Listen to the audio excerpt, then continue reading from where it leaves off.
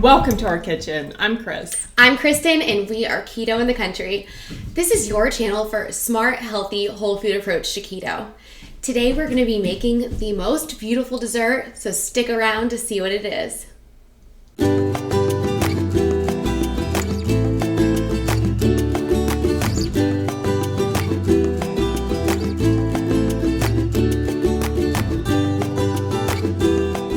Before we get started with this recipe, we would like to again thank our subscribers so much. We have so many loyal subscribers. We really appreciate it. It keeps us on our toes with our recipes. Yes, and every comment that somebody leaves, even if it's just one comment, somebody saying that they like the recipe, then we've done our job. I feel satisfied with that. It makes me very happy. It does. So with this recipe, there's really just, I don't want to say too much about it because we haven't tasted it yet. All I know is Kristen's been working her heart out with this recipe. She got up the other morning. She started it.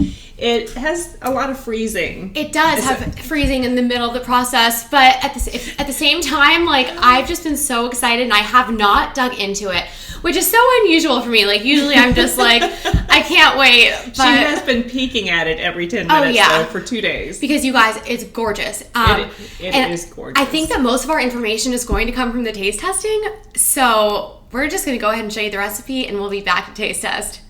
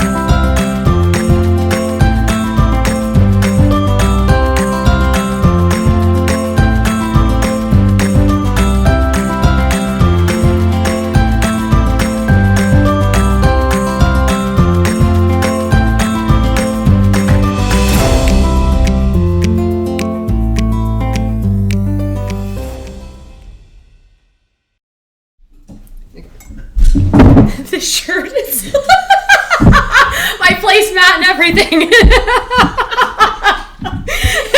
You could tuck it in for a bib. Yes, totally. Jordan needs this.